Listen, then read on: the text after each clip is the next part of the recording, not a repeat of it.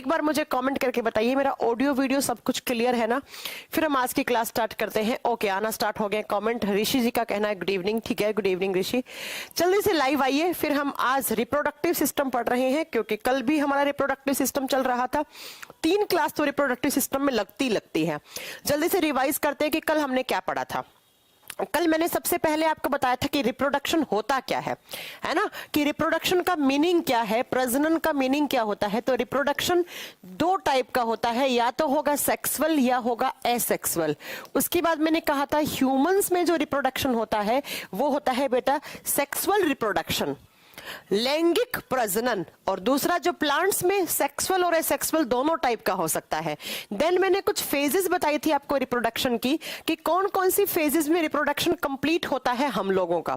तो हम लोगों का रिप्रोडक्शन कौन कौन सी फेजेस में कंप्लीट होता है, तो वो मैंने सारी नोट करवाई थी। कि सबसे पहले गैमेट्स बनते हैं, देन जो मेल गैमेट्स हैं वो जेनाइटल एरिया से होते हुए फीमेल बॉडी तक पहुंचते हैं। फीमेल बॉडी में जाकर फिलोपियन ट्यूब के अंदर फर्टिलाइजेशन होता है, जिसमें स्पर्म्स और ओवा के फ्यूजन से एक नया जाइगोट बनता है। देन वही जाइगोट यूट्रस में आकर यूट्रस की दीवार के साथ जुड़ जाता है, लग जाता है, जिसे ब्लास्टोसिस्ट कहा जाता है। और देन आप बताओगे कि उसके बाद पूरा का पूरा गैस्ट्रेशन स्टार्ट हो जाता है। 9 महीने तक उस बच्चे का एम्ब्रियोनिक डेवलपमेंट होता है, उसका भ्रूणीय विकास होता है। तो इस तरीके से रिप्रोडक्शन की फेजेस होती हैं। देन मैंने पढ़ाया था मेल रिप्रोडक्टिव सिस्टम स्टार्ट किया था। मेल रिप्रोडक्टिव सिस्टम में मैंने कहा था कि मेन जो मेल रिप्रोडक्टिव सिस्टम है वो 4 पार्ट में बंटा हुआ होता है, जिसमें सबसे पहला पार्ट होता है उसे टेस्टिस या वृषण कहा जाता है। 1 पेयर होते हैं, कहां पर, तो आउटसाइड द ह्यूमन बॉडी जहां पे होते हैं उस हिस्से को स्क्रोटम कहा जाता है। क्यों होते हैं, बिकॉज जो स्पर्म्स बनते हैं वो टेस्टिस में बनते हैं, और स्पर्म्स को बनने के लिए ह्यूमन बॉडी के टेम्परेचर से 2 से 2.5 डिग्री सेल्सियस टेम्परेचर कम चाहिए होता है, इसलिए स्क्रोटम के बाहर, स्क्रोटम के अंदर स्पर्म्स बनते हैं। उसके बाद मैंने बताया था कि जो आज मेरे को आज पढ़ाना है कि टेस्टिस के अंदर कितने टाइप की सेल्स होती हैं, और कहां पर कौन सी सेल्स हैं जो स्पर्म्स का प्रोडक्शन करती हैं, जो मेल गैमेट्स बनाती हैं, है ना। चलो फिर स्टार्ट करें। तो कल इतनी क्लास मैंने आपको रिपीट करवा दी है। कल मैंने कहा था कि हम कल से पढ़ेंगे anatomy of testis, anatomy of testis. तो आज हमें क्या पढ़ना है, एनाटॉमी पढ़ना है इसका, टेस्टिस का। ठीक है, जब बात करते हैं एनाटॉमी की, तो अगर आप एक टेस्टिस की इंटरनल स्ट्रक्चर पढ़ना चाहोगे तो किस तरीके से उसके अंदर कौन सी सेल्स होती हैं जो दिखती हैं और जहां पर स्पर्म्स का प्रोडक्शन होता है, जो आपसे एग्जामिनेशन में क्वेश्चन बनता है, तो लिखेंगे इसे वृषण की आंतरिक संरचना, आंतरिक संरचना।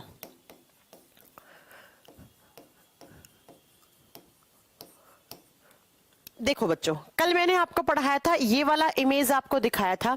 इस इमेज में मैंने आपको बताया था कि इस तरीके से एक पेयर टेस्टिस होते हैं, जिसे मेल गोनेड्स कहा जाता है, नर जनन ग्रंथि कहा जाता है, एक लेफ्ट और एक राइट। और जब आप एक टेस्टिस का इंटरनल बाइसेक्शन करते हैं, आप इसके एनाटॉमी पढ़ना चाहते हैं, आप इसकी आंतरिक संरचना के बारे में पढ़ना चाहते हैं, तो इस तरीके से आप एक टेस्टिस का जब एनाटॉमी करेंगे तो टेस्टिस के अंदर की तरफ आपको ऐसे कुछ कंपार्टमेंट बने हुए दिखेंगे।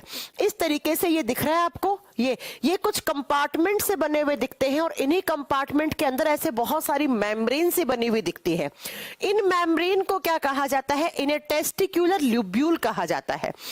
इस तरीके से आपने एक टेस्टिस का इंटरनल बाइसेक्शन किया तो इसके अंदर आपको ऐसे कुछ कंपार्टमेंट बने हुए दिखते हैं, और ये मेम्ब्रेन्स के बने हुए कंपार्टमेंट होते हैं।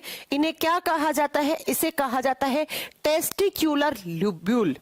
पहले तो लिख दो कि इन्हें क्या कहा जाता है, टेस्टिक्युलर ल्यूब्यूल कहा जाता है, हिंदी में वृषण कोष कहा जाता है। लिखेंगे कि ये कंपार्टमेंट कहलाते हैं टेस्टिक्युलर ल्यूब्यूल, ल्यूब्यूल है, ठीक है, टेस्टिक्युलर ल्यूब्यूल, हिंदी में कहा जाता है वृषण कोष। वृषण कोष कहां होते हैं, तो वृषण के अंदर होते हैं, टेस्टिस के अंदर होते हैं।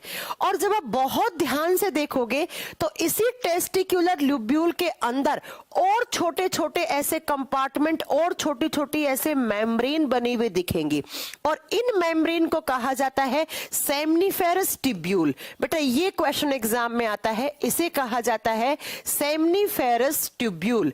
ट्यूब होता है छोटा, और ट्यूब का भी बहुत छोटा ट्यूब्यूल कहलाता है। हिंदी में इसे कहा जाता है शुक्रजनक नलिकाएं, शुक्रजनक नलिकाएं। और इन्हीं शुक्रजनक नलिकाओं में क्या बनता है, तो इनमें बनता है स्पर्म्स। यहां पर स्पर्मेटोजेनेसिस होता है, कहने का मतलब इनमें स्पर्म्स का फॉर्मेशन होता है, शुक्राणु बनते हैं। अब एग्जाम में कैसे क्वेश्चन आता है, तो ध्यान से सुनो। मैंने कहा कि जब आप दोनों टेस्टिस की एनाटॉमी पढ़ेंगे, उनका इंटरनल सेक्शन करके पढ़ेंगे, तो आपको कुछ ऐसे कंपार्टमेंट बने हुए दिखेंगे। आप इसमें देख भी सकते हैं, ये देखो इस तरीके से कंपार्टमेंट बने हुए हैं, ऐसे कुछ मेम्ब्रेन के। और जब इस कंपार्टमेंट को आप अंदर से और ज्यादा आप इलेक्ट्रॉन माइक्रोस्कोप के थ्रू देखेंगे, तो आपको कुछ ऐसी मेम्ब्रेन बनी हुई दिखेगी। ये जो इनर वाली मेम्ब्रेन है, ये जो अंदर वाली लाइनिंग है, इन्हें क्या कहा जाता है, इन्हें सेमनीफेरस ट्यूब्यूल, शुक्रजनक नलिकाएं, शुक्रजनक शुक्राणुओं का निर्माण करने वाली नलिकाएं कहा जाता है। ठीक है, और इसे क्या कहा है, तो इसे टेस्टिकुलर ट्यूब्यूल, ये कंपार्टमेंट है। देखो एक कंपार्टमेंट ये हो गया, फिर एक दूसरा कंपार्टमेंट होगा, फिर तीसरा कंपार्टमेंट होगा।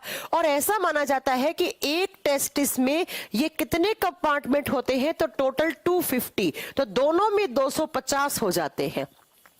टेस्टिकुलर ल्यूब्यूल की अगर आपसे संख्या पूछे कितनी होती है, क्लास तो चल गया है रवि कुमार, क्लास चल रही है ना बेटा, ऑडियो वीडियो सब कुछ क्लियर है ना, कोई प्रॉब्लम तो नहीं है ना? क्योंकि एक बच्चा कह रहा है क्लास कब स्टार्ट होगा, क्लास तो स्टार्ट हुए ऑलमोस्ट 8-10 मिनट हो गए हैं। तो ऐसे ही ठीक दोनों टेस्टिस के अंदर ऐसे बहुत सारे कंपार्टमेंट होते हैं। एक टेस्टिस के अंदर अप्रोक्स 250 हैं, तो दोनों टेस्टिस के अंदर 500 टेस्टिकुलर ल्यूब्यूल होते हैं। तो एग्जाम में क्वेश्चन आता है कि बच्चा कि ये जो स्पर्म्स बनते हैं, ये टेस्टिस के किस हिस्से में बनते हैं, तो या तो आपके पास ऑप्शन में ये होगा, और जो परफेक्ट आंसर है वो होगा सेमनीफेरस ट्यूब्यूल। शुक्रजनक नलिकाओं में शुक्राणुओं का निर्माण होता है। अब क्यों होता है, क्योंकि बेटा इन्हीं शुक्रजनक नलिकाओं में 3 टाइप की सेल्स होती हैं। मोस्ट इंपॉर्टेंट क्वेश्चन, ये जो टेस्टिस है ना, उनके अंदर 3 टाइप की सेल्स होती हैं। एग्जाम में ये क्वेश्चन आता है यहां से, जब आप बहुत ध्यान से इलेक्ट्रॉन माइक्रोस्कोप की हेल्प से आप अगर इस सेमनीफेरस ट्यूब्यूल को उठाकर देखोगे, तो आपको टोटल 3 टाइप की सेल्स दिखेंगी, 3 टाइप की कोशिकाएं दिखेंगी। कौन कौन सी सेल्स? सबसे पहले आती है जर्म सेल्स। 1 नंबर पे जो आती है उन्हें कहा जाता है जर्म सेल्स, हिंदी में बोलते हैं रोगाणु कोशिका, जर्म सेल्स। और 2 नंबर पे आती है, उन्हें कहा जाता है Sertoli cells. Germ cells 2 number पे आती है, उन्हें कहा जाता है सर्टोली सेल्स। सर्टोली सेल्स, ये एग्जाम के क्वेश्चन है कि ये सेल्स कहां प्रेजेंट होती है। और 3 नंबर पे आती है, वो होती है लैडिंग सेल्स। लैडिंग सेल्स, इन 2 से क्वेश्चन बनेगा, कौन कौन सी से, इससे और इससे। हिंदी में इसे लैडिंग कोशिका ही कहा जाता है। पहला क्वेश्चन तो बेटा क्या बन गया एग्जामिनेशन के लिए, कि ये सेल्स कहां प्रेजेंट होती हैं, या ये सेल्स किसके रिप्रोडक्टिव सिस्टम का हिस्सा है। तो ये सारी मेल रिप्रोडक्टिव सिस्टम में होती हैं बेटा, नर प्रजनन तंत्र में होती हैं। फीमेल रिप्रोडक्टिव सिस्टम में ऐसी कोई सेल्स नहीं होती है। कहां पे होती है? टेस्टिस के अंदर। कौन कौन सी? Germ cells, Sertoli cells and Leydig cells. एक बार फिर से बोलो, germ cells, Sertoli cells and Leydig cells. और जब बात करते हैं बेटा इन सेल्स का फंक्शन क्या है, तो बेटा मेन जर्म सेल्स के अंदर ही क्या बनते हैं? स्पर्म्स। यहां पर किसका फॉर्मेशन होता है? स्पर्म्स फॉर्मेशन यहां पे होता है बेटा। स्पर्म्स फॉर्मेशन, शुक्राणुओं का निर्माण यहां होता है। कौन सी सेल्स में? तो आप बताओगे बेटा जर्म सेल्स में स्पर्मेटोगोनिया होता है। अब स्पर्मेटोगोनिया का मतलब क्या होता है? वो सेल्स जो स्पर्म्स बनाती हैं, है ना। तो आप लिख सकते हो, या तो आप ऐसे ही लिख लो कि इन जर्म सेल्स के अंदर स्पर्म फॉर्मेशन होता है, शुक्राणुओं का निर्माण यहां होता है, या आप लिख सकते हो यहां पर स्पर्मेटोगोनिया होता है। स्पर्मेटोगोनिया का मतलब होता है स्पर्म्स बनाने वाली सेल्स। सर्टोली सेल्स क्या करती हैं? इन स्पर्म्स को न्यूट्रिशन प्रोवाइड करती है। जो स्पर्म्स बन गए हैं उसको न्यूट्रिशन प्रोवाइड करने का काम करती है। न्यूट्रिशन प्रोवाइड करती है, किसको प्रोवाइड करती है बेटा न्यूट्रिशन? तो आप बताओगे स्पर्म्स को। स्पर्म सेल्स, स्पर्म्स क्या है? एक टाइप की सेल्स है, कोशिका है। तो स्पर्म्स को जो एनर्जी मिलती है या जो न्यूट्रिएंट चाहिए होते हैं, जैसे फ्रक्टोज वगैरह चाहिए होता है स्पर्म्स को, तो वो कौन देता है? यही सर्टोली सेल्स स्पर्म्स को देती है। लैडिंग सेल्स बनाती हैं मेल हार्मोन। लैडिंग सेल्स बनाती हैं मेल हार्मोन, और मेल हार्मोन को हम क्या बोलते हैं? टेस्टोस्टेरोन। ये तो पहले ही पढ़ा चुकी हूं। मेल हार्मोन को हम टेस्टोस्टेरोन कहते हैं। तो ये देखिए आपके एग्जामिनेशन के क्वेश्चन क्या क्या बनेगा। मैं सारे क्वेश्चन आपको करवा भी देती हूं कि किस तरीके से एग्जामिनेशन में क्वेश्चन आते हैं। साथ में मैंने कहा दो testis is the main reproductive organ of male reproductive system. उसके बाद आपसे पूछे कि टेस्टिस में कौन सी नलिकाओं में शुक्राणुओं का जनक होता है?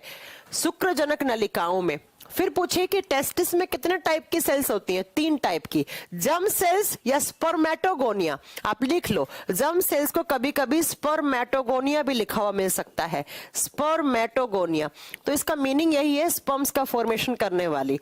यहां पे स्पर्म सेल्स बनती हैं, और सर्टोली सेल्स जो स्पर्म सेल्स बन चुकी हैं उसको न्यूट्रिशन, उसको पोषण प्रदान करती हैं, उसे न्यूट्रिशन देती हैं। और लैडिंग सेल्स में मेल हार्मोन बनता है जिसे टेस्टोस्टेरोन कहा जाता है, जो मेल कैरेक्टर बनाने में हेल्प करता है। तो इस तरीके से टेस्टिस हैं। तो आप देखो बेटा, यहां पर इस टेस्टिस में बहुत सारे स्पर्म्स बन गए हैं। अब ये स्पर्म्स बनकर बाहर आएंगे। बाहर किसकी हेल्प से? तो डक्ट्स की हेल्प से। देखो ये डक्ट नहीं दिख रही है आपको, ये नली की हेल्प से। ऐसे ही ठीक इस टेस्टिस में भी बहुत सारे स्पर्म्स बनेंगे और वो बाहर आएंगे ऐसे। तो अब दूसरा जो रिप्रोडक्टिव ऑर्गन माना जाता है मेल रिप्रोडक्टिव सिस्टम का, टेस्टिस तो हो गया, इसके अंदर स्पर्म्स बन गए, टेस्टोस्टेरोन भी बनता है, यहाँ पे स्पर्म्स भी बनता है, स्पर्म्स को न्यूट्रिशन भी मिलता है। अब ये स्पर्म्स बन के बाहर निकल जाते हैं टेस्टिस से, और टेस्टिस से बाहर निकल के कहां जाते हैं? तो आप बताओगे डक्ट्स में जाते हैं। तो जो मेल रिप्रोडक्टिव सिस्टम है उसमें 4 मेन डक्ट्स होती हैं जिन्हें एक्सेसरी डक्ट्स कहा जाता है। कौन कौन सी? एक वास डेफरेंस, एक एपिडाइडमिस, एक होता है वासा एफ्रेंसिया, और एक होता है रेटी टेस्टिस। नाम थोड़े से टफ लग रहे हैं लेकिन बेटा एग्जाम में आता है। तो 1 नंबर पे कल लिखवाया था मैंने, कहा था ना कि मेल रिप्रोडक्टिव सिस्टम 4 हिस्सों में बंटा हुआ है। कौन कौन सा? पहला टेस्टिस, अब दूसरा लिखो एक्सेसरी डक्ट्स। 2 नंबर पे लिखोगे accessory ducts. Accessory ducts Hindi में कहा जाता है सहायक नलिकाएं। सहायक नलिकाएं, एक्सेसरी डक्ट्स, सहायक नलिकाएं। टोटल कितनी डक्ट्स आती हैं? सबसे पहले तो आप इनके नाम याद कर लो, वही बहुत बड़ी बात है आपके लिए, क्योंकि एग्जाम में यहां से क्वेश्चन आता है बेटा। कौन कौन सी? पहले होती है रेटे टेस्टिस। 1 नंबर पे जो डक्ट है, डक्ट का मतलब होता है नली, इसे कहा जाता है वृषण जालिकाएं। नंबर 1 पे आती है रेटे टेस्टिस, जिन्हें कहा जाता है वृषण जालिकाएं। 2 नंबर पे आती है, उन्हें कहा जाता है बच्चा vas deferens, शुक्रवाहिकाएं। Vas deferens, vas deferens Hindi में कहा जाता है शुक्रवाहिकाएं। इनमें से ना ये चारों ऑप्शन में रख के पूछेगा, एक फीमेल रिप्रोडक्टिव सिस्टम का पार्ट डाल दिया, पूछेगा इनमें से कौन सा मेल का हिस्सा है, कौन सा फीमेल का हिस्सा है, इसलिए ये पढ़ना जरूरी हो जाता है। 3 नंबर पे आता है एपिडाइडमिस। एपिडाइडमिस 3 नंबर पे आता है एपिडाइडमिस, अधिवृषण। हिंदी मीडियम वाले बच्चों के थोड़ा टफ होगा यहां पढ़ना, अधिवृषण कहा जाता है। और 4 नंबर पे जो आती हैं, आप इनको नंबरिंग कर दो, A, B, C and D, इस तरीके से आप इनकी नंबरिंग कर दीजिए। और 4 नंबर पे आता है वासा एफ्रेंसिया। वासा एफ्रेंसिया, अब नाम थोड़े टफ लग रहे होंगे आपको सुनने में, हिंदी मीडियम वाले बच्चों इनको भी शुक्रवाहिकाएं ही कहा जाता है। शुक्रवाहिकाएं वाहन करती हैं जो किसका? शुक्राणुओं का, जो शुक्राणुओं को ट्रांसपोर्ट करती हैं। टेस्टिस के अंदर यहाँ पे स्पर्म्स बने। अब ये स्पर्म्स का इजैकुलेशन या ये जो स्पर्म्स बाहर जाते हैं, इनका ट्रांसपोर्टेशन किसके थ्रू होता है? तो कुछ डक्ट्स के थ्रू होता है, कुछ नलियों के थ्रू। टोटल कितने टाइप की? तो देखो बेटा, वासा डेफरेंस ये वाली नली है।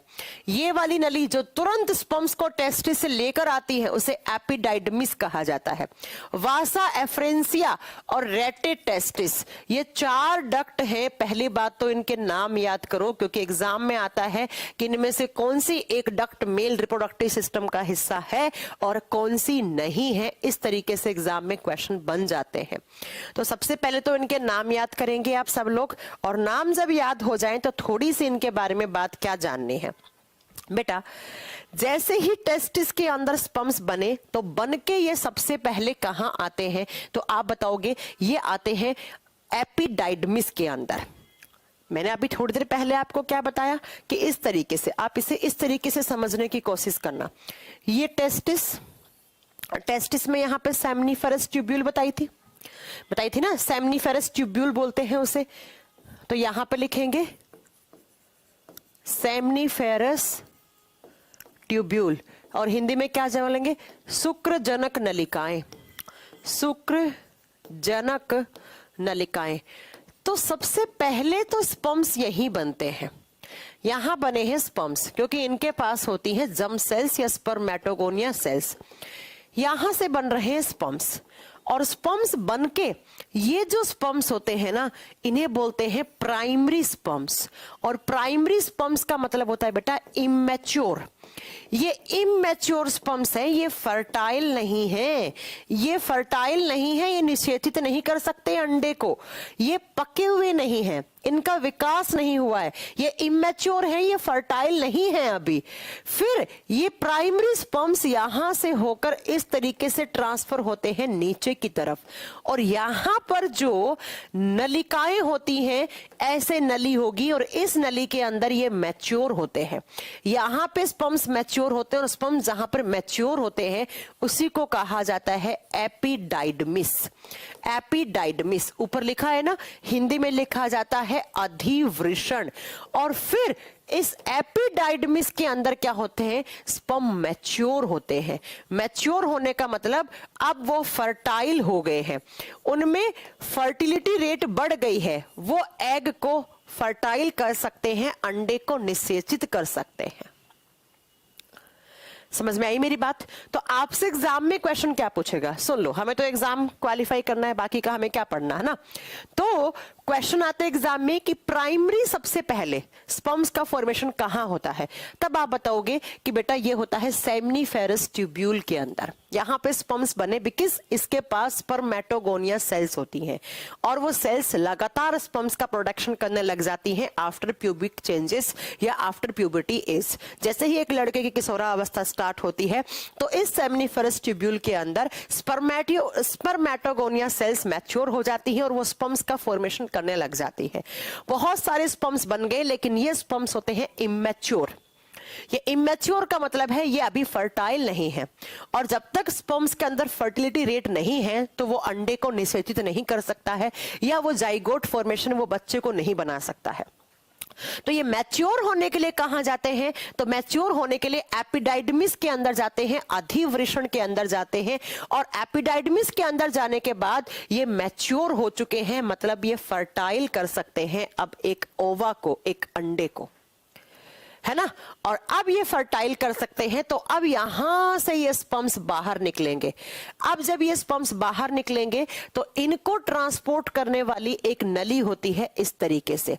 एक नली है जिस नली को वासा डेफरेंस कहा जाता है, ठीक है। तो आप बताओगे कि यहां पर इसको वास डेफरेंस, ये नली, अब इस नली के अंदर मैच्योर होने के बाद वास डेफरेंस के अंदर जाते हैं आपके स्पर्म्स, और ऐसे इस तरीके से स्पर्म्स इस नली से आते हैं बाहर की तरफ। मैं आपको इमेज में दिखाती हूं और अच्छे से समझ पाओगे। ये टेस्टिस में स्पर्म्स बने, यहां बन गए, सेमनीफेरस ट्यूब्यूल में सबसे पहले बने, और वो मैच्योर होने के बाद कहाँ आए हैं, एपिडाइडमिस के अंदर। अब एपिडाइडमिस से होते हुए वो कहाँ जाएंगे, तो बेटा इस नली के अंदर, इस नली को बोलते हैं वास डेफरेंस, वास डेफरेंस। और इससे स्पर्म्स आते हैं इस तरीके से होते हुए और यूरेथ्रा वाले पार्ट से फिर यहां से क्या होता है कि जो स्पर्म्स हैं उनका इजैकुलेशन हो जाता है, वो बाहर की तरफ चले जाते हैं। तो वास डेफरेंस वो नली है जो कि इन स्पर्म्स को जो टेस्टिस के अंदर बने हैं उन स्पर्म्स को कहां पर, तो यूरेथ्रा वाले पार्ट तक लेके जाती है। यूरेथ्रा वाला पार्ट का मतलब है मूत्र मार्ग। मेल बॉडी के अंदर यूरेथ्रा पार्ट से ही स्पर्म्स का इजैकुलेशन होता है, जहां से वो यूरिन पास करते हैं वहीं से स्पर्म्स का इजैकुलेशन होता है। तो बेसिकली ये एक डक्ट है, एक नली है। जो भी टेस्टिस के अंदर बने हैं, क्या आप बता दोगे, जो टेस्टिस के अंदर स्पर्म्स बने हैं उन स्पर्म्स को ये वास डेफरेंस कहां पर ले जाती है, यूरेथ्रा वाले पार्ट तक लेके जाती है। यूरेथ्रा को बोलते हैं मूत्र मार्ग। और फिर इसी यूरेथ्रा वाले पार्ट से स्पर्म्स का क्या हो जाता है, इजैकुलेशन हो जाता है। स्पर्म्स इजैकुलेशन कहां से होता है, तो यूरेथ्रा वाले पार्ट से होता है। शुक्राणु बाहर कहां जाते हैं, तो मूत्र मार्ग से जाते हैं। यहां बने लेकिन वो मैच्योर नहीं हुए, मैच्योर होने के पास एपिडाइडमिस के पास गए, मैच्योर होने के बाद वास डेफरेंस, और वास डेफरेंस कहां पर ले जाके छोड़ देगी, यूरेथ्रा वाले पार्ट तक, और यूरेथ्रा से बाहर स्पर्म्स का इजैकुलेशन हो जाएगा। ये होता है बेटा स्पर्म्स बनना और स्पर्म्स का रास्ता। बना कहां, लिख देना टेस्टिस में। देन मैच्योर होने के बाद कहां गए हैं, एपिडाइडमिस के अंदर गए हैं। एपिडाइडमिस से होते हुए बच्चा ये कहां पर आ गए हैं, आप बताओगे, यूरेथ्रा वाले पार्ट तक आ चुके हैं। और यूरेथ्रा से क्या हो जाएंगे, वो आउट हो जाएंगे, बाहर चले जाएंगे। इस तरीके से स्पर्म्स का रास्ता होता है, रास्ता होता है। ठीक है बेटा, अब सुनो, आपने सुना होगा कि मेल नसबंदी के बारे में, जिसे इंग्लिश में वैसेक्टोमी कहा जाता है। परिवार नियोजन के लिए, मतलब ज्यादा बच्चे ना पैदा करें, परिवार फैमिली प्लानिंग के लिए मेल जब मतलब लड़के लोगों की भी नसबंदी होती है। फीमेल्स की तो होती ही होती है, लेकिन लड़कों की भी नसबंदी होती है और जिसे वैसेक्टोमी कहा जाता है। पहला क्वेश्चन तो ये होता है कि मेल नसबंदी को क्या कहा जाता है, आप बताओगे, वैसेक्टोमी कहा जाता है नर नसबंदी को। और इस वैसेक्टोमी ऑपरेशन में क्या होता है बेटा, लड़कों के अंदर जो नसबंदी की जाती है उसमें क्या होता है, तो उसमें डॉक्टर इस नली को काट देता है, इस नली को काट देता है। और जब ये नली कट गई है तो आप खुद सोचिए कि अब ये जो स्पर्म्स यहां बने हैं वो यूरेथ्रा वाले पार्ट तक नहीं जा पाएंगे। और जब नहीं जाएंगे तो क्या स्पर्म्स का इजैकुलेशन होगा, नहीं होगा। और जब स्पर्म्स गए ही नहीं फीमेल के जेनाइटल एरिया से होते हुए फैलोपियन ट्यूब तक, तो क्या वो अंडे के साथ फर्टाइल होंगे, नहीं होंगे। तो क्या वो जाइगोट बना पाएंगे, नहीं बना पाएंगे। तो वहीं पर उनकी फैमिली प्लानिंग स्टॉप हो जाती है, मतलब और बच्चे नहीं हो पाते हैं फिर। तो एग्जाम में क्वेश्चन आता है कि मेल नसबंदी को क्या कहा जाता है, तो आप बताओगे बेटा, मेल नसबंदी को कहा जाता है वैसेक्टोमी, नर नसबंदी। और उसमें किस नली को काट दिया जाता है, तो वास डेफरेंस नली को काट दिया जाता है, जिसकी वजह से स्पर्म्स बनेंगे। स्पर्म्स बनना बंद नहीं होता इस ऑपरेशन के बाद, बिकॉज स्पर्म्स तो टेस्टिस में बनते हैं ना बेटा। तो टेस्टिस के अंदर स्पर्म्स तो बनेंगे, लेकिन उन स्पर्म्स का ट्रांसपोर्टेशन नहीं हो पाएगा। और जब उनका ट्रांसपोर्टेशन नहीं हुआ तो उनका इजैकुलेशन भी नहीं होगा। और जब इजैकुलेशन नहीं होगा तो स्पर्म्स बाहर नहीं जा पाएंगे। और जब बाहर नहीं गए तो उससे कोई भी जाइगोट का फॉर्मेशन नहीं होता है, कोई बच्चे का निर्माण नहीं होता है। तो ये आपके एग्जाम के क्वेश्चन है। पहला मेल रिप्रोडक्टिव पार्ट कौन सा हो गया, टेस्टिस। फिर टेस्टिस में स्पर्म्स बने और स्पर्म्स को फिर ट्रांसफर करने वाली कुछ नलियां थी, 4, जो आप याद रखेंगे, vasa deferens, vasa efferentia, rete testis and epididymis. अब तीसरा, 3 नंबर पे जो आता है वो आता है यहां पर मेल ग्लैंड्स। मेल ग्लैंड्स कल लिखवाया था इनके बारे में, पौरुष ग्रंथि। मेल रिप्रोडक्टिव सिस्टम में कुछ ग्रंथियां काम आती हैं जिनके नाम अक्सर एग्जामिनेशन में पूछा जाता है।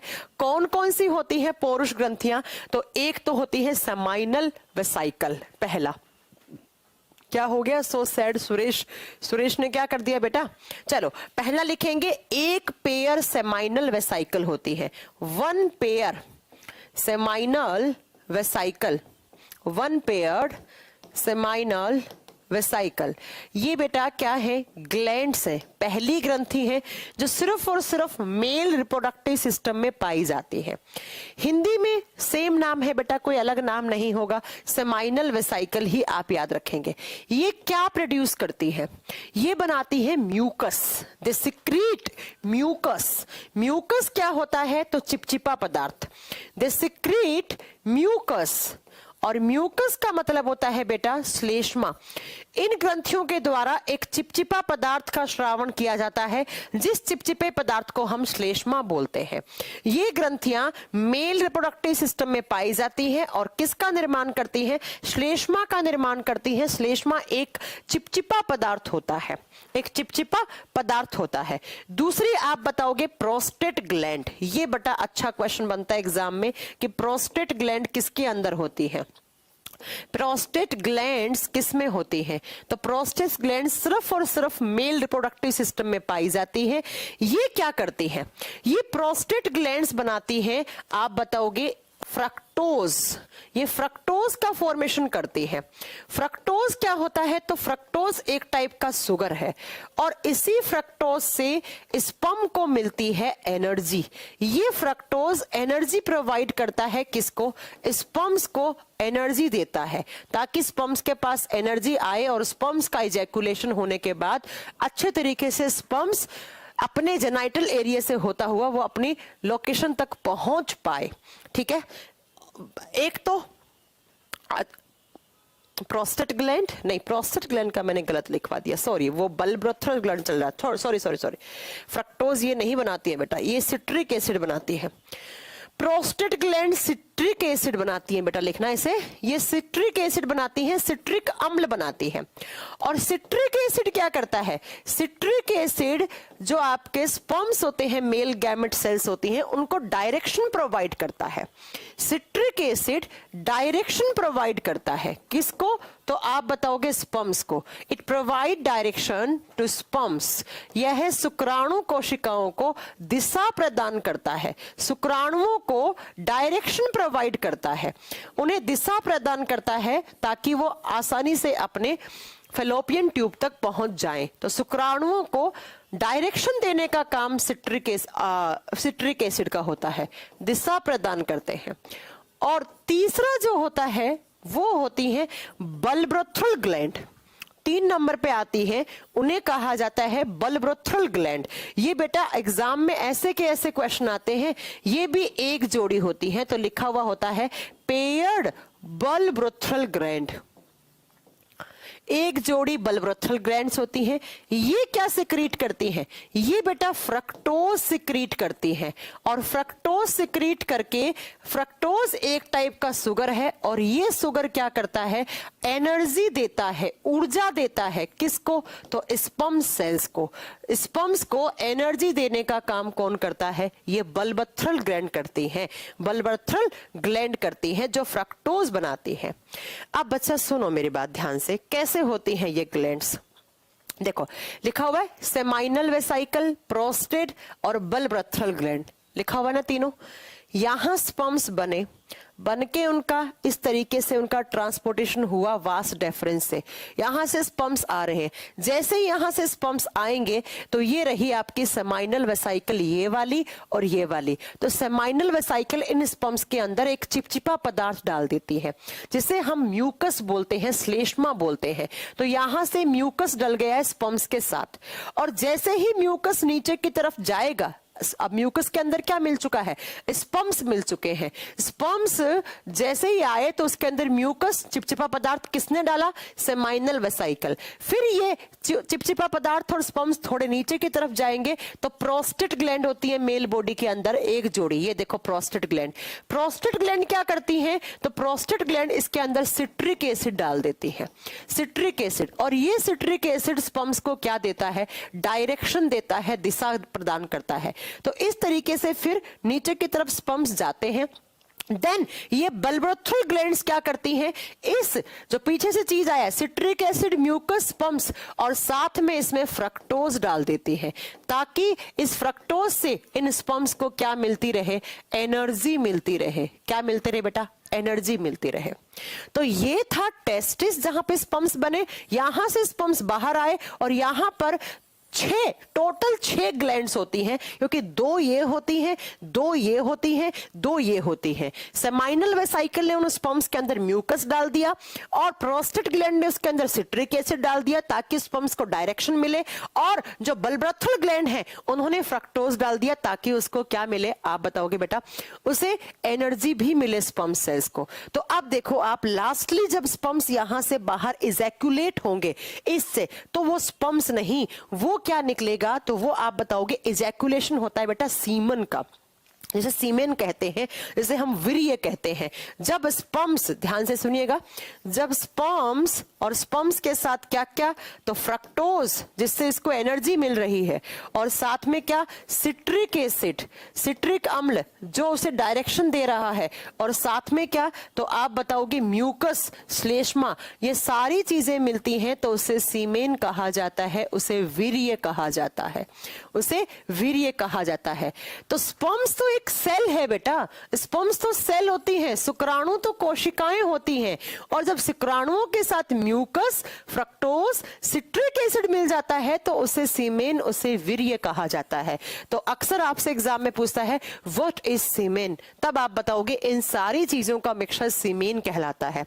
म्यूकस चिपचिपाहट देने के लिए, ताकि स्पर्म्स कहीं अलग अलग चिपके ना और सीधा वो डायरेक्शन के हिसाब से वो बाहर इजैकुलेट हो जाए, इसलिए म्यूकस डलता है। सिट्रिक एसिड डायरेक्शन देने के लिए और स्पीड देने के लिए, स्पर्म्स को गति और दिशा प्रदान करने के लिए। फ्रक्टोज एनर्जी देने के लिए स्पर्म सेल्स को। तो जो इजैकुलेशन होता है वो सीमेन का होता है मेल बॉडी से, और सीमेन के अंदर क्या होते हैं, sperms. Then female genital area से होते हुए स्पर्म्स जाते हैं जो अंडे को फर्टाइल करते हैं, जो अंडे को फर्टाइल करते हैं। ठीक है बेटा, समझ रहे हो? तो इस तरीके से स्पर्म्स बने हैं, लेकिन स्पर्म्स किसके थ्रू जा रहे हैं, तब आप बेटा बताओगे सीमेन के थ्रू ट्रांसफर होते हैं मेल बॉडी से फीमेल बॉडी में। ठीक है, अब 4th पार्ट मैंने देखो 4 पार्ट लिखवाए थे। कौन कौन सा पार्ट लिखवाया था, पहला टेस्टिस लिखवाया, तो टेस्टिस में तो बने स्पर्म्स। फिर 2 नंबर पे मैंने क्या लिखवाया बेटा आपको, डक्ट्स लिखवाई 4 टाइप की, है ना। और उसके बाद 3 नंबर पे मेल ग्लैंड्स जो सिर्फ और सिर्फ मेल में होती हैं, तो वो मैंने बता चुकी हूं कि टोटल ये 6 होती हैं। वैसे टेस्टिस भी एक टाइप का ग्लैंड है, लेकिन टेस्टिस से टेस्टोस्टेरोन हार्मोन बनता है। ग्लैंड्स कौन कौन सी होगी, प्रोस्टेट ग्लैंड पूछ ले कहां होती है, मेल बॉडी में होती है, मेल रिप्रोडक्टिव सिस्टम का हिस्सा होती है। बलब्रथल ग्लैंड कहां होती है, मेल बॉडी में होती है। और तीसरी मैंने आपको कौन सी बताई है, सेमाइनल वेसाइकल। तो ये तीनों कहां होती है, मेल रिप्रोडक्टिव सिस्टम की। और 4th वाला हिस्सा होता है, उसे बोलते हैं external genital area. External genital area का मतलब है जहां से यूरेथ्रा वाला पार्ट है, बाहरी जननांग भाग। और वो कौन सा पार्ट, तो वो इस हिस्से को कहा जाता है, फोरस्किन वाले हिस्से को, या ग्लैंस पेनिस को कहा जाता है एक्सटर्नल जेनाइटल एरिया, जहां से यूरिन रिमूव होता है और वहीं से स्पर्म्स का इजैकुलेशन होता है, वहीं से स्पर्म्स बाहर जाते हैं। तो कुछ इस तरीके से मेल रिप्रोडक्टिव सिस्टम काम करता है, कुछ इस तरीके से मेल रिप्रोडक्टिव सिस्टम काम करता है। जो आपसे एग्जामिनेशन में क्वेश्चन पूछे जाते हैं वो यहीं से ही पूछे जाएंगे, इससे ज्यादा आपको कुछ जानने की जरूरत नहीं है। क्या क्या क्वेश्चन पूछ सकता है, टेस्टिस की लोकेशन क्या होती है, टेस्टिस कहां, जिस हिस्से में होते हैं उसे क्या बोलते हैं। देन पूछ सकता है टेस्टोस्टेरोन हार्मोन कौन सी सेल्स बनाती है, स्पर्म्स कौन सी सेल्स बनाती हैं, स्पर्म्स प्राइमरी बेसिस पे कहां बनते हैं, मैच्योर होने के बाद कहां बनते हैं, उनको ट्रांसपोर्ट करने वाली मेन डक्ट कौन सी है, प्रोस्टेट ग्लैंड का फंक्शन क्या होता है, बलब्रथल ग्लैंड का फंक्शन क्या होता है, और म्यूकस कौन सी ग्लैंड बनाती है। ऐसे कुछ करके एग्जाम में क्वेश्चन आते हैं। ठीक है, स्पर्म में कौन सी या सीमेन में कौन सी कार्बोहाइड्रेट होती है, फ्रक्टोज होती है। कौन सा एसिड होता है, सिट्रिक एसिड होता है। Citric acid direction and speed देता है, and fructose nutrition and energy provide करता है स्पर्म्स को। और म्यूकस यहां वहां पर चिपकने ना दे स्पर्म सेल्स को, सीधा उनको बाहर की तरफ इजैकुलेशन होने में मदद करता है। तो कुछ इस तरीके से मेल रिप्रोडक्टिव सिस्टम काम करता है। आपको इतना ही यहां पर याद रखना है, इससे ज्यादा आपको याद नहीं रखना है। ठीक है, अब हम पढ़ेंगे फीमेल रिप्रोडक्टिव सिस्टम के बारे में। ये मेल रिप्रोडक्टिव सिस्टम आपका कंप्लीट हो चुका है, इससे ज्यादा आपको कुछ भी याद करने की जरूरत नहीं है। नेक्स्ट लिखोगे आप female reproductive system, female reproductive system, मादा प्रजनन तंत्र, फीमेल रिप्रोडक्टिव सिस्टम। हाँ जी, किसी को कोई डाउट तो नहीं है? आप पूछ सकते हैं कोई भी डाउट हो तो। हिंदी में कहा जाता है मादा प्रजनन तंत्र। और फीमेल रिप्रोडक्टिव सिस्टम के हिस्से कितने होते हैं तो वो सुन लीजिए। अगर आपसे पूछे फीमेल रिप्रोडक्टिव सिस्टम का भी लोकेशन क्या है तो पेल्विक रीजन में ही होता है बेटा, श्रोणीय भाग में होता है।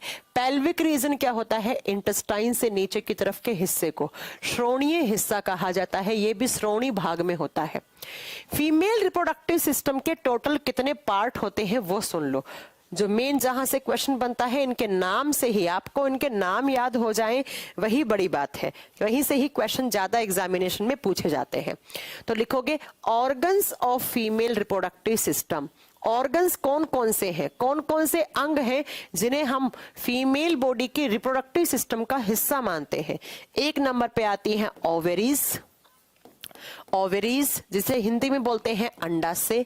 कितनी होती हैं ओवेरीज? तो एक जोड़ी। जैसे मेल बॉडी में एक पेयर टेस्टिस है, ठीक वैसे ही फीमेल बॉडी में एक पेयर ओवेरीज होते हैं, अंडाशय होते हैं।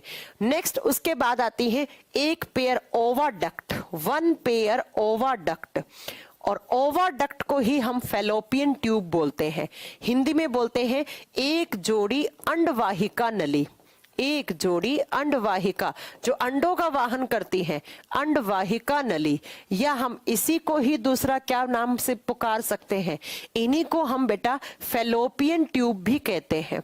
इन्हीं को हम फैलोपियन ट्यूब भी बोलते हैं, फैलोपियन ट्यूब भी कहते हैं, जहां पे फर्टिलाइजेशन होता है। तीसरा, ओवेरीज के अंदर अंडे बनते हैं, बनकर जहां पर फर्टिलाइजेशन होता है उसे बोलते हैं ओवाडक्ट। और 3 नंबर पे आती है उसे बोलते हैं यूट्रस, जहां पर बच्चा रहता है 9 महीने के लिए, उसे हम वोम्ब या यूट्रस गर्भाशय बोलते हैं, या इसे वोम्ब भी कहा जाता है। वोम्ब मतलब गर्भाशय, है ना, यूट्रस। उसके बाद 4th नंबर पे आता है जिसे कहा जाता है सर्विक्स। और सर्विक्स होता है एरिया जहां से स्पर्म्स आते हैं, स्पर्म्स का रास्ता होता है, स्पर्म्स का रास्ता, स्पर्म्स का पाथवे है ये, जहां से फीमेल बॉडी में ट्रांसफर होते हैं स्पर्म्स, उस हिस्से को हम सर्विक्स बोलते हैं। 5 नंबर पे जो होता है उसे वेजाइना कहा जाता है। 5 नंबर पे होता है उसे वेजाइना कहा जाता है, और वेजाइना को कहा जाता है हिंदी में योनि। और 6 नंबर पे होता है उसे कहा जाता है external genital area. External genital area, external genital area, बाहरी या बाह्य जननांग भाग, बाह्य जननांग भाग। और 6 नंबर पे आती हैं फीमेल ग्लैंड्स या मेमरी ग्लैंड्स। जो मेन होती हैं वो मेमरी ग्लैंड्स होती हैं बेटा। जब लड़की प्रेग्नेंट हो जाती है उसके बाद उनके अंदर दूध का फॉर्मेशन होता है, मेमरी ग्लैंड्स। और आप लिख सकते हो they are milk producing glands, दुग्ध वाली ग्रंथियां, दुग्ध प्रदान बनाने वाली ग्रंथियां, दूध बनाने वाली ग्रंथियां, प्रदान करने वाली ग्रंथियां या दूध बनाने वाली ग्रंथियां। तो ये टोटल फीमेल रिप्रोडक्टिव सिस्टम के हिस्सा माना जाता है। आपको एक बार फीमेल रिप्रोडक्टिव सिस्टम का भी इमेज दिखा देती हूँ। इस तरीके से होता है फीमेल रिप्रोडक्टिव सिस्टम। ध्यान से सुनना, इसके इंटरनल एनाटॉमी लिखी हुई है, तो कुछ इसी तरीके से फीमेल रिप्रोडक्टिव सिस्टम रहता है। देखो, इस हिस्से को कहा जाता है वेजाइना वाला हिस्सा, और यहीं से आपके स्पर्म्स का एंट्री होती है। वेजाइना से होते हुए सर्विक्स मेन पार्ट है, जहां से फीमेल रिप्रोडक्टिव सिस्टम के इनर पार्ट में आपके स्पर्म्स आते हैं। ये स्पर्म्स आ चुके हैं, ये कैनल बनी हुई है, सर्विकल कैनल का मतलब एक गुहा है इस तरीके से, और यहां से जाते हैं स्पर्म्स होते हुए कहां पर, तो इस एरिया में, इस एरिया को बोलते हैं फैलोपियन ट्यूब। यहां से जाते हैं इस तरीके से फैलोपियन ट्यूब में। ये फीमेल बॉडी की ओवेरी है, ये अंडाशय है, ये एक ओवेरी है, ये दूसरा ओवेरी है। ओवेरी को हिंदी में अंडाशय कहा जाता है। और इन ओवेरीज के अंदर क्या बनते हैं, तो यहाँ पर बनते हैं एग, अंडे, या हम ओवा बोल सकते हैं। हिंदी में हम इसे डिंब कह सकते हैं। तो यहाँ पर बने हैं एग, और एग बनना कब शुरू हो जाते हैं, after menstrual flow, first menstrual flow के बाद। जब लड़कियों के अंदर प्यूबर्टी एज के बाद मासिक धर्म चक्र स्टार्ट होता है, तो उस समय हर एक लड़की में क्या बनना स्टार्ट हो जाता है, अंडे, एग बनना स्टार्ट हो जाते हैं। और ये एग बनकर इस तरीके से 14 दिन के बाद बाहर आ जाते हैं, कहां पर, फैलोपियन ट्यूब में, फैलोपियन ट्यूब में। और फैलोपियन ट्यूब में आकर यहाँ अंडा बैठ गया है। अब ये इंतजार करता है किसका, स्पर्म सेल्स का। तो अगर स्पर्म सेल्स यहाँ से आएंगी, स्पर्म्स किसकी फॉर्म में आएगा, सीमेन की फॉर्म में। सीमेन क्या है, तो चिपचिपा पदार्थ है जिसे हम वीर्य कहते हैं, और इसी सीमेन में होती हैं स्पर्म सेल्स। तो जैसे ही सीमेन आया तो उसके अंदर स्पर्म सेल्स हैं। ये स्पर्म्स इस एरिया से एंटर करती हैं, वेजाइना से होता हुआ सर्विक्स, फिर सर्विक्स से कैनाल बना हुआ है, और यहां से होता हुआ फैलोपियन ट्यूब में जाता है स्पर्म्स। यहां जाके स्पर्म मिल जाता है अंडे के साथ, और स्पर्म्स और अंडे के जुड़ने से यहीं पर फैलोपियन ट्यूब में क्या होता है, तो आप बताओगे फर्टिलाइजेशन होता है। क्या होता है यहाँ पर, फर्टिलाइजेशन होता है, निषेचन की प्रक्रिया होती है। व्हाट इज फर्टिलाइजेशन, तो fusion of sperms and egg cells. शुक्राणु और अंडाणु का जो फ्यूजन है, जो जुड़ना है, उसी को फर्टिलाइजेशन या निषेचन कहा जाता है। तो निषेचन कहाँ हो रहा है, आप बताओगे अंडवाहिका नलिका के अंदर, फैलोपियन ट्यूब के अंदर। इसी ट्यूब को फैलोपियन ट्यूब या ओवाडक्ट कहा जाता है। देन इनके जुड़ने से एक नया सेल बनता है जिसे जाइगोट बोलते हैं।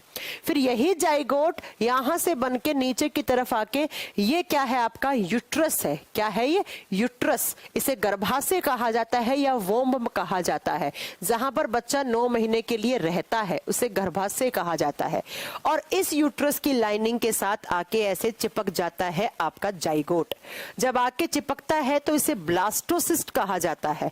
फिर अगले 9 महीने तक बच्चा आराम से यहाँ पे रहता है, उसका न्यूट्रिशन आराम से मिलता है उसे। किसके थ्रू, तो कल बताया था प्लेसेंटा के थ्रू।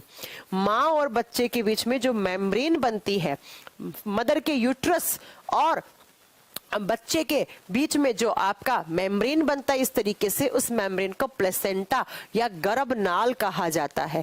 इसी गर्भनाल से मदर अपने बच्चे को पानी, ग्लूकोज, ऑक्सीजन सब कुछ प्रोवाइड करती है। और यहाँ तक 9 महीने तक ये बच्चा रहता है, इसका एम्ब्रियोनिक डेवलपमेंट होता है। देन इसी यूट्रस से और यहाँ से होता हुआ बाद में बच्चे का डिलीवरी हो जाता है, बच्चे का जन्म हो जाता है, बच्चे का जन्म हो जाता है। बात समझ में आ गई आपको मेरी? तो इस तरीके से पूरा का पूरा आप बताएंगे फीमेल रिप्रोडक्टिव सिस्टम के हिस्से हैं। कुछ इनके बारे में पॉइंट लिख लो। सबसे पहले अगर आप ओवेरीज के बारे में पॉइंट लिखना चाहोगे कि ओवेरीज में क्या होता है और कैसे एग्जाम में क्वेश्चन बन सकते हैं। ओवेरी सिर्फ और सिर्फ लड़कियों में होती हैं। ओवेरीज इन्हें हम बोलते हैं अंडाशय। यहाँ पर क्या बनता है, तो oogenesis होता है। oogenesis का मतलब होता है बच्चा अंडे का निर्माण होना।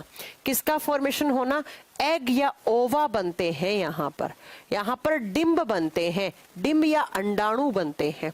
ये लिख दो। एक जोड़ी होते हैं। अंडाशय की जो लंबाई होती है, इसकी लेंथ, वो 2 से 4 सेंटीमीटर की होती है। 2 से 4 सेंटीमीटर की लंबाई होती है। और इस अंडाशय के अंदर की तरफ आप बताओगे बेटा कि क्या होता है, एक ओवेरी की मेम्ब्रेन होती है जिसे ओवेरियन स्ट्रोमा कहा जाता है। ये एक ओवेरी है। इस ओवेरी को प्रोटेक्शन देने के लिए एक मेम्ब्रेन लगी हुई होती है इस तरीके से। ये क्या है, ओवेरी मेम्ब्रेन है। अंडाशय की झिल्ली है जिसे हम क्या कह सकते हैं, स्ट्रोमा, ओवेरियन स्ट्रोमा भी कहा जाता है। इस झिल्ली का नाम होता है ओवेरियन स्ट्रोमा। कभी कभी फीमेल्स के अंदर इस ओवेरियन स्ट्रोमा में इन्फेक्शन भी हो जाता है।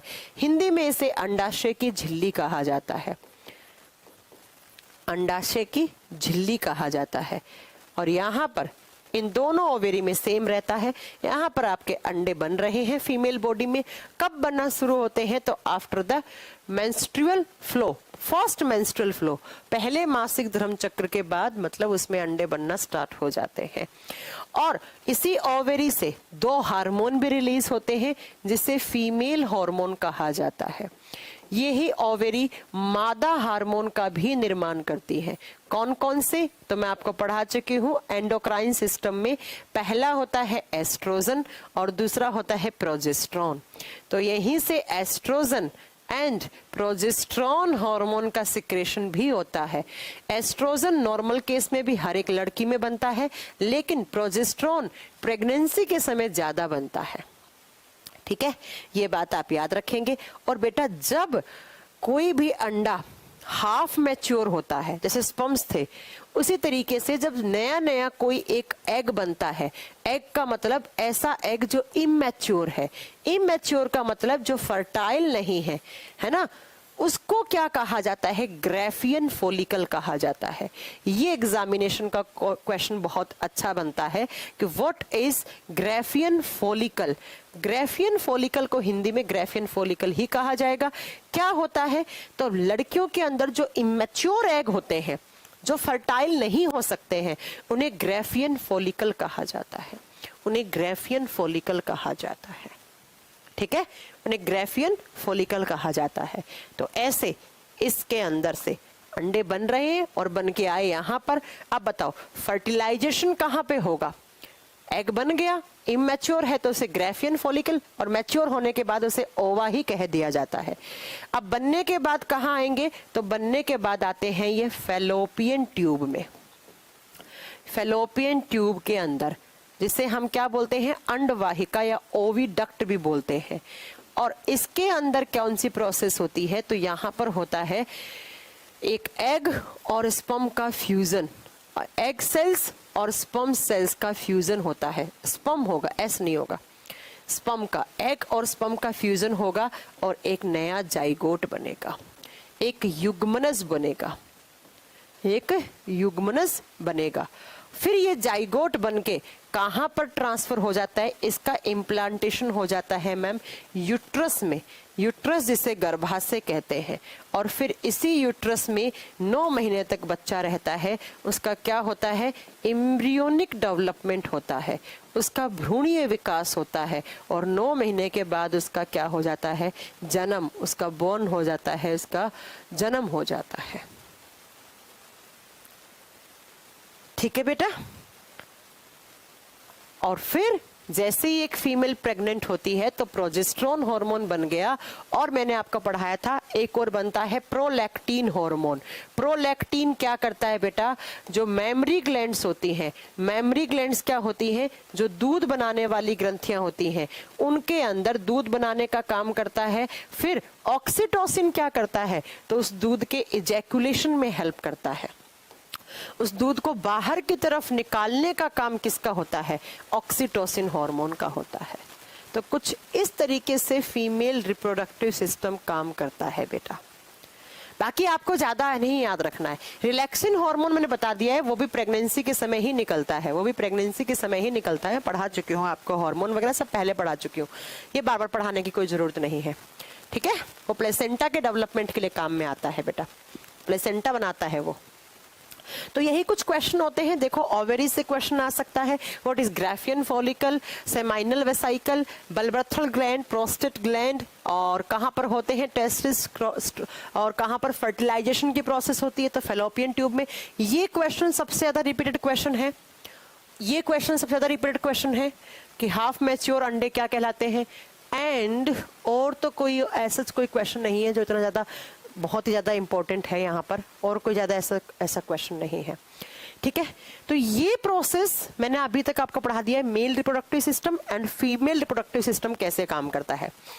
ये जो मेन था वो मैंने बता दिया है। अब बेटा अगर जब फीमेल बॉडी के अंदर एग बने, अंडा बना, और उस एग को फर्टिलाइज होने के लिए स्पर्म्स नहीं मिले, तब वो अंडा मेंस्ट्रुअल फ्लो के रूप में बाहर निकल जाता है, अंडा आउट हो जाता है। कब, तो मेंस्ट्रुअल फ्लो के साथ। तो एक क्लास का मैं वीडियो अपलोड करवाऊंगी जिसमें थोड़ी सी एक्स्ट्रा इंफॉर्मेशन है मेंस्ट्रुअल फ्लो